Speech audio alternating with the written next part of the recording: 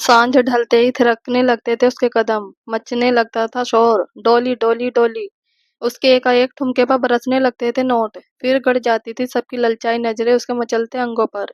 लोग उसे चारों ओर घेर कर अपने अंदर का उबाल जाहिर करते थे। और 7 साल बाद वह फिर दिख गई, मेरी उम्मीद के बिल्कुल उलट। सोचा था कि जब अगली बार मुलाकात होगी तो वह जरूर मराठी धोती पहने होगी और बालों का जूड़ा बांधकर उनमें लगा दिए होंगे चमेली के फूल, या पहले की तरह जीन्स टी शर्ट में मेरी राह ताकती, उतनी ही हसीन, उतनी ही कमसीन। लेकिन आज का नजारा बदला हुआ था। यह क्या, मेरे बचपन की डोल यहाँ आकर डोली बन गई थी। लकड़ी की मेज जिस पर जर्मन फूलदान में रंग बिरंगे डैने सजे हुए थे, उससे सटे हुए गद्देदार सोफे पर हम बैठे हुए थे। अचानक मेरी नजरें उस पर ठहर सी गई थी। वह मेरी उम्र की थी। बचपन में मेरा हाथ पकड़कर वह मुझे अपने साथ स्कूल लेकर जाती थी। उन दिनों मेरा परिवार एशिया की सबसे बड़ी झोपड़पट्टी में शुमार धारावी इलाके में रहता था। हमने वहाँ की तंग गलियों में बचपन बिताया था। वह मराठी परिवार से थी और मैं राजस्थानी ब्राह्मण परिवार का। उसके पिता ऑटो रिक्शा चलाते थे और उसकी माँ रेलवे स्टेशन पर अंकुरित अनाज बेचती थी। हर शुक्रवार को उसके घर में मछली बनती थी, इसलिए मेरी माताजी मुझे उस दिन उसके घर नहीं जाने देती थी। बड़ी बड़ी गगनचुंबी इमारतों के बीच धारावाही की झोपड़पट्टी में गुजरे लम्हे आज भी मुझे याद आते हैं। उगते हुए सूरज की रोशनी पहले बड़ी बड़ी इमारतों में पहुंचती थी, फिर धारावी के बाशिंदों के पास। धारावी की झोपड़पट्टी को खोली के नाम से जाना जाता है। उन खोलियों की छठे दिन की चादरों से ढकी रहती है। जब कभी वह मेरे घर आती तो वापस अपने घर जाने का नाम ही नहीं लेती थी। वह अक्सर मेरी माताजी के साथ रसोई घर में काम करने बैठ जाती थी। काम भी क्या, छीलते छीलते आधा किलो मटर तो वह खुद खा जाती थी। माताजी को वह मेरे लिए बहुत पसंद थी, इसलिए वे उससे बहुत स्नेह रखती थी। हम कल्याण के बिड़ला कॉलेज में 3rd ईयर तक साथ पढ़े थे। हमने लोकल ट्रेनों में खूब धक्के खाए थे। कभी कभार हम कॉलेज से बंक मारकर खंडाला तक घूम आते थे। हर शुक्रवार को हमारी जिंदगी का अहम हिस्सा बन गया था। इसी बीच उसकी माँ की मौत हो गई। कुछ दिनों बाद उसके पिता उसके लिए एक नई माँ ले आए थे। ग्रेजुएशन पूरी करने के बाद मैं और पढ़ाई करने के लिए दिल्ली चला गया था। कई दिनों तक उसके बगैर मेरा मन नहीं लगा था। जैसे तैसे 7 साल निकल गए। एक दिन माताजी की चिट्ठी आई। उन्होंने बताया कि उसके घर वाले धारावी से मुंबई में कहीं और चले गए हैं। 7 साल बाद जब मैं लौट कर आया तो अब उसे इतने बड़े महानगर में कहाँ ढूंढता। मेरे पास उसका कोई पता ठिकाना भी तो नहीं था। मेरे जाने के बाद उसने माताजी के पास आना भी बंद कर दिया था। जब वह थी, ऐसा लगता था कि शायद वह मेरे लिए ही बनी हो, और जिंदगी इस कदर खुशगवार थी कि उसे बयां करना मुमकिन नहीं। मेरा उससे रोज झगड़ा होता था।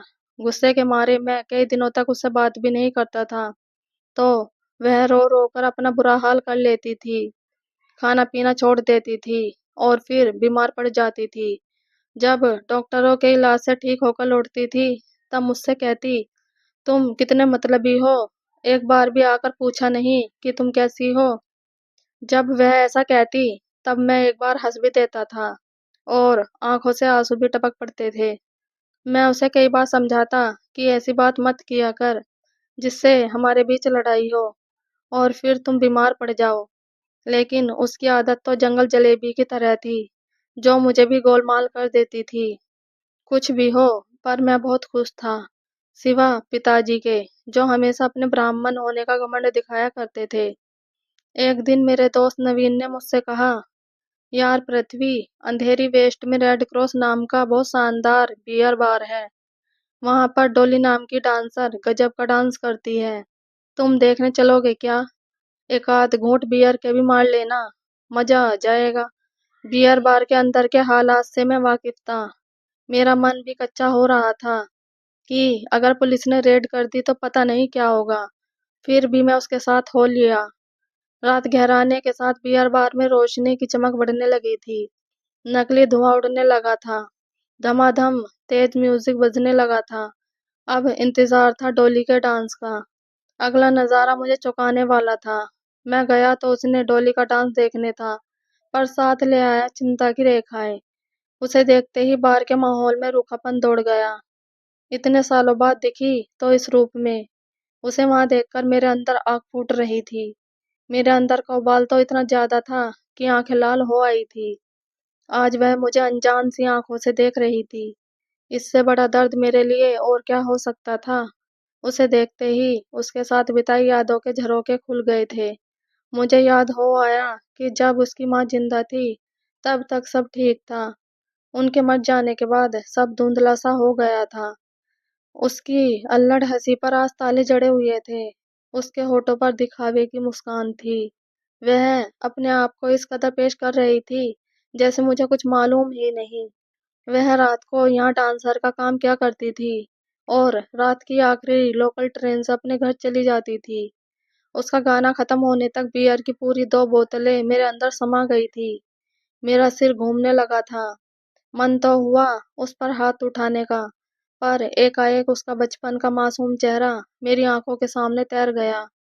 मेरा बियर बार में मन नहीं लग रहा था। आंखों में यादों के आंसू बह रहे थे। मैं उठकर बाहर चला गया। नवीन तो नशे में चूर होकर वही लुढ़क गया था। मैंने रात के 2 बजे तक रेलवे स्टेशन पर उसके आने का इंतजार किया। वह आई तो उसका हाथ पकड़कर मैंने पूछा, यह सब क्या है? तुम इतने दूर चले गए, पढ़ाई छूट गई। पापी पेट के लिए 2 वक्त की रोटी का इंतजाम तो करना ही था। मैं क्या करती? सौतेली माँ के ताने सुनने से तो बेहतर था मैं यहाँ आ गई। फिर क्या अच्छा क्या बुरा, उसने कहा। एक बार माताजी से आकर मिल तो सकती थी तुम। हाँ, तुम्हारे साथ जीने की चाहत मन में लिए मैं गई थी तुम्हारी देहरी पर, लेकिन तुम्हारे दर पर मुझे ठोकर खानी पड़ी। इसके बाद मन में ही दफना दिए अनगिनत सपने, खुशियों का सैलाब जो मन में उमड़ रहा था। तुम्हारे पिता ने शांत कर दिया और मैं बेरंग लौट आई। तुम्हें एक बार भी मेरा ख्याल नहीं आया?